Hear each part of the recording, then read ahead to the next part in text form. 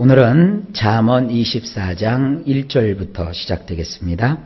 1절 말씀을 보시면 너는 악인의 형통함을 부러워하지 말며 그와 함께 있으려고 하지도 말지어다. 사실 저는 이 말씀을 우리 성경으로 수천 번을 봤어요.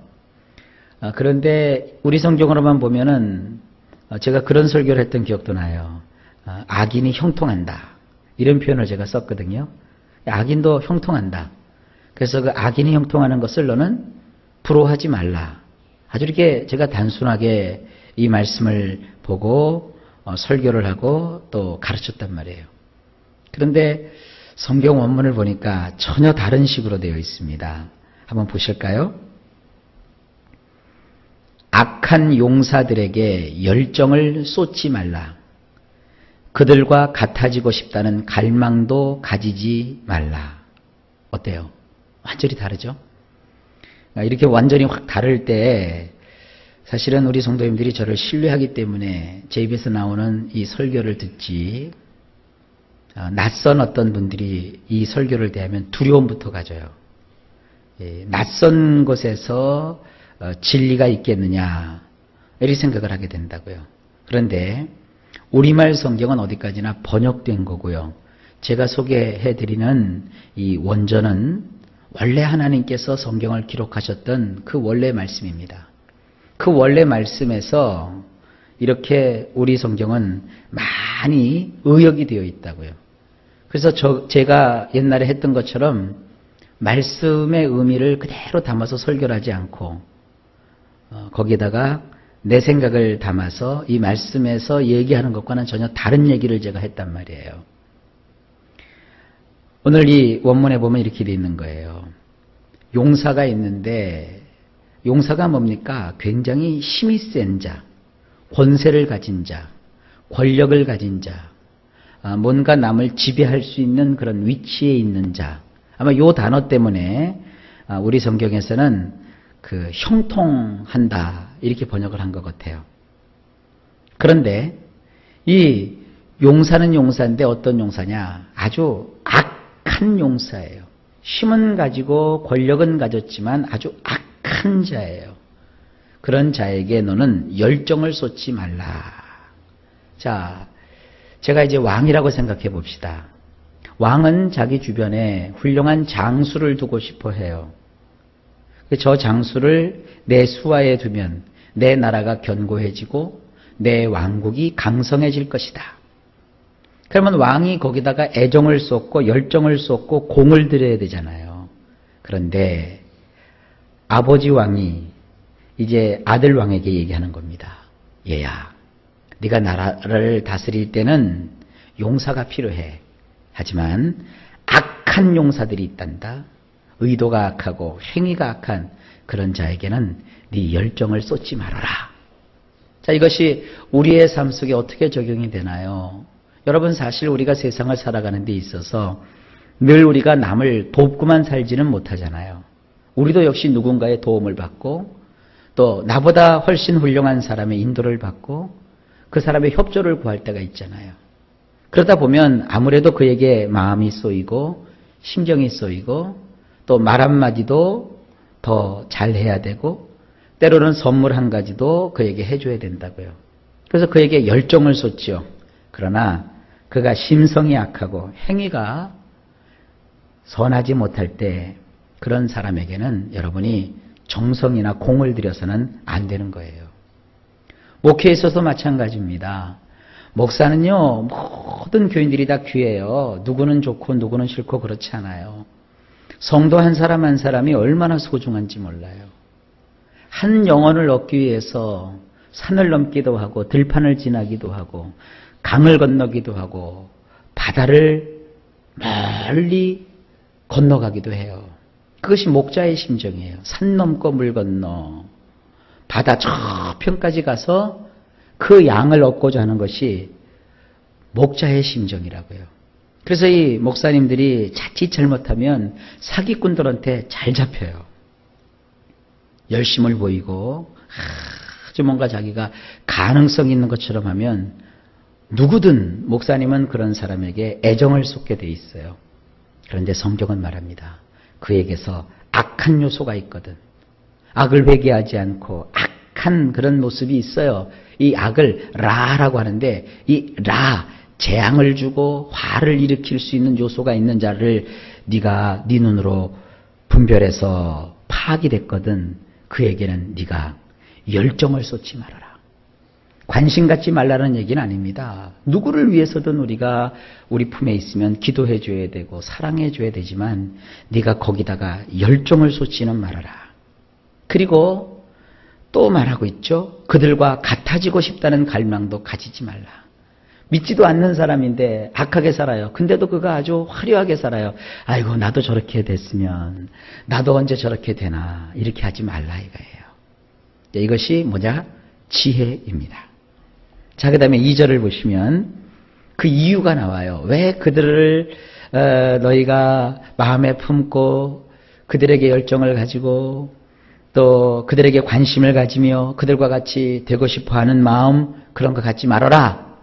그렇게 해야 될 이유가 뭐냐? 2절입니다. 우리 성경에 보면 그들의 마음은 강포를 품고 그들의 입술은 재앙을 말함이니라. 원문은 이렇게 되어 있어요.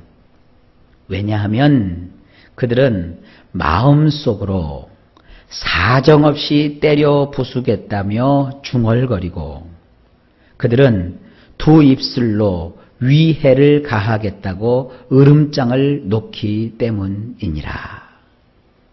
이 용사가 힘이 있으면 그 힘을 온전하게 선한 용사 같으면 왕을 위해서 쓰지요.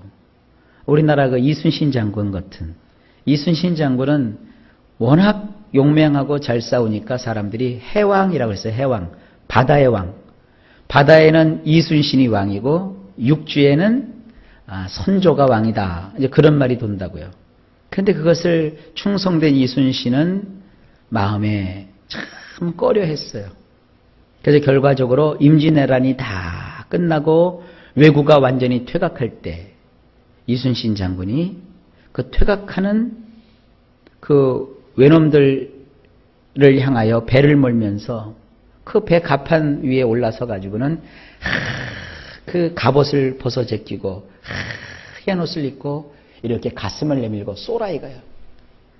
그래서 왜구가 쏜 그 총탄에 맞아서 이제 그야말로 장엄하게 산화하시는 이런 모습을 우리는 역사에서 읽을 수 있어요. 그 이유를 역사가들은 이렇게 얘기합니다. 만약에 해왕이라고 불리는 이순신 장군이 퇴각하는 왜구를 다 물리치고 완전히 승리한 다음에 육지에 올랐다면 그런 영웅이 되는 것이 아니라 붙잡혀서 옥고를 치르고 결국은 역적으로 몰려서 죽었을 것이다. 왜냐하면 하늘 아래 왕은 하나밖에 없기 때문이다. 뭐 이런 식으로 이제 이순신 장군의 어떠한 그 전기나 이야기를 요즘 소설가들이 전개하고 있어요. 우리는 그 얘기를 지금 하고자 하는 것이 아니라 충성된 신하는, 충성된 용사는 왕을 위해서 모든 걸 아낌없이 다 바쳐요. 그러나 악하고 불충한 이 장수는 어떡합니까? 가만히 도사리고 있다가 자기의 목적과 이유를 위해서 또 이익을 위해서 왕을 무너지게 하고 어렵게 하고 패거리를 만들어서 어떻게 해서든지 왕이라 할지라도 자기를 함부로 할 수 없는 그와 같은 입지를 굳히려고 노력한단 말이에요. 그러니까 나라를 다스리는 왕의 입장에서는 그 용사를 둔 것이 화근이 되는 거예요. 그러니까 마찬가지입니다. 목회를 할 때도 힘이 있고 권력이 있는 사람, 능력이 있는 사람인데 악해요. 그러면 그런 사람과 함께는 목회하게 되면 목회가 참 힘들어져요. 목사님이 하나님께 응답을 받아서 무슨 일이든지 추진을 해야 되는데 이게 어디 가서 막혀요? 그 힘 있는 사람에게 가서 딱 막혀요. 또 여러분이 사업을 해도 마찬가지고 또 장사를 해도 마찬가지고 세상을 살아갈 때도 마찬가지예요. 악한 사람에게 한번 여러분 붙잡히면 끝까지 덜미가 잡히고 코가 꿰서 이러지도 못하고 저러지도 못해요. 이 악한 사람은 마음속으로 상대를 사정없이 때려 부수겠다며 중얼거리고 있어요. 자기에게 이익이 되면 그를 돕는 척 하다가 자기에게 이렇게 생각할 때 조금 마음에 안 들면 또 상대를 막 이렇게 흐트러 놓고, 이것이 뭐냐? 힘 있는 자들의 어떤 그 심리 상태예요. 누가 지금 얘기하고 있는 거예요? 하나님께서 알려주고 계시는 거예요. 그리고 그들은 그 두 입술로 상대에게 해를 가하겠다고, 위해를 가하겠다고 으름장을 놓기 십상이라는 겁니다. 자, 그러니까 이 왕은 이런 분별력을 가져야 되고, 여러분도 마찬가지입니다. 하여간 이 악한 사람은 가까이 하지 마세요. 악한 자가 나하고 상관이 없다 이러면 문제가 안 되겠지만, 악한 자가 나의 이익과 직접 관련이 되어 있는데 그가 나에게 아쉬운 소리 하는 게 아니라 내가 그에게 아쉬운 소리를 할 입장이라면 그 악한 사람은 조금 손해가 된다 할지라도 여러분들이 멀리 하는 것이 오히려 지혜인 것을 오늘 잊지 마시기를 바랍니다. 알아서들 생활 속에 적용을 꼭 하시기 바랍니다. 자, 그 다음에 3절입니다. 집은 지혜로 말미암아 건축되고 명철로 말미암아 견고하게 되며. 원문이 이렇습니다. 지혜로 말미암아 지어지는 것이 가정이며 신중함으로 말미암아 그것이 번듯하게 서느니라.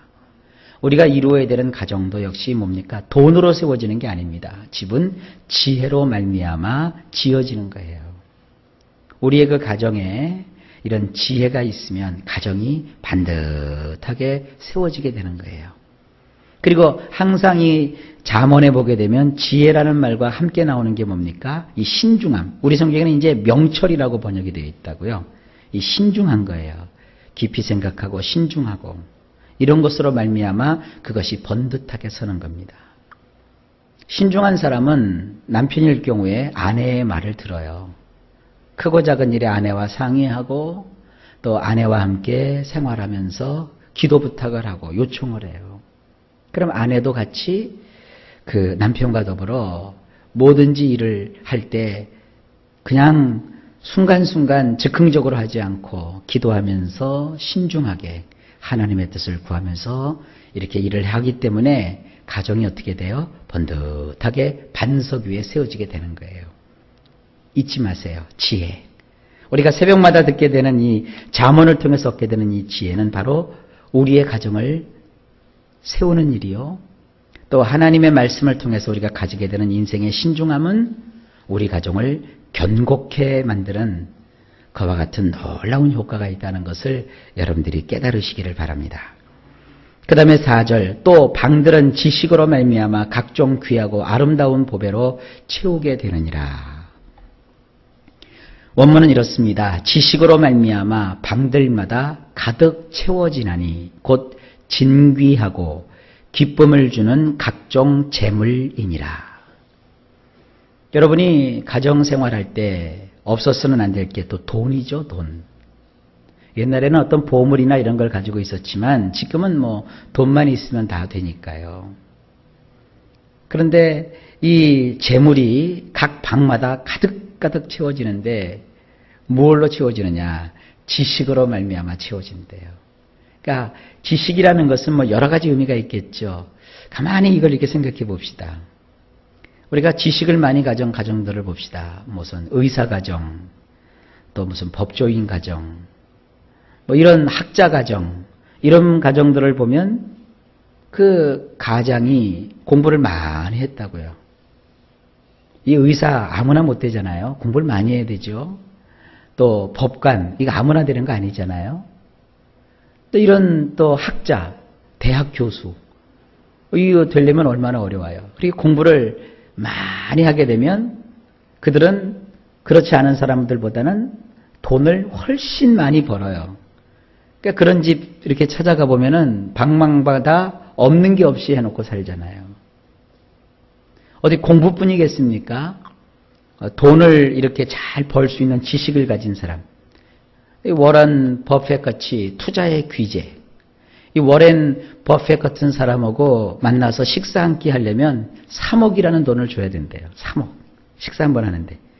근데 그 사람하고 식사 한 끼 하면서 그 사람이 알려주는 그 투자의 지식을 갖게 되면 3억 아니라 30억도 벌고 300억도 벌고 3천억도 버는 그러한 것이 있기 때문에 3억이라는 돈이 전혀 아깝지가 않대요. 그 사람하고 식사 함께 하고 싶어갖고 예약되어 있는 사람들이 줄을 섰대요. 그 주식 투자의 그 어떤 지식. 또 어떤 사람은 돈을 가지고 참 이 돈을 잘 운영을 해요. 그래서 그 사람이 돈을 운영을 하면 100만 원을 가지고 좀 지난 듯 하니까 벌써 200만 원을 만들고 또 그 200만 원이 또 굴러갖고 500만 원이 되고요. 대본 몇 년 안 가서 큰 부자가 돼요. 이게 다 뭐예요? 돈을 굴리는 어떤 지식을 그가 갖고 있는 거예요. 이렇게 이 세상을 살다 보면 이런 능한 자들이 있어요. 이런 지식을 여러분들이 하나님 앞에서 구하시기 바랍니다. 목사님은 하나님 말씀에 대한 지식이 있어야 되고요. 우리 성도들은 자기 일에 대한 전문적인 지식을 갖도록 하셔야 됩니다. 그 지식은 곧 여러분 가정에 진귀하고 그리고 정말 가져서 기쁜 그런 각종 재물을 방방마다 가득가득 채울 수 있도록 해 주시는 겁니다. 끊임없이 말씀을 배우시고 또 지식을 배우시는 일에 힘쓰실 수 있기를 바랍니다. 자, 마지막으로 5절. 지혜 있는 자는 강하고 지식 있는 자는 힘을 더하나니. 우리 성경 보면 6절로 이어지는데 그냥 원문으로 보면 5절로도 딱 끝나요. 능력 있는 용사가 지혜를 갖추고 있다면 막강하게 되고 사람이 지식을 가지게 되면 그 힘이 견고해지느니라. 자, 4절 말씀을 보충하고 있죠. 자, 힘이 원래 있는 용사가 힘만 있으면 안 돼요. 그러면 뭐 변강쇠죠. 그러나 그 힘 있는 용사가 지혜를 갖추고 있으면 그 누구도 넘볼 수 없는 막강한 자가 되는 거고요. 어떤 사람이 지식을 가지게 되면 그 힘이 견고하게 되는 거예요. 그러니까 평생 우리가 배워야 돼요. 지식을 가지게 되고 배워야 되고 또 그러므로 하나님 말씀을 통해서 지혜를 가지게 되면 우리가 이 세상에서도 힘을 가지고 하는 모든 일들마다 견고하게 되는 것임을 하나님께서 말씀하고 계십니다. 지혜를 얻으십시오. 지식을 가지십시오. 그래서 큰 재물을 얻는 그런 인생도 되실 수 있기를 예수님의 이름으로 축복합니다.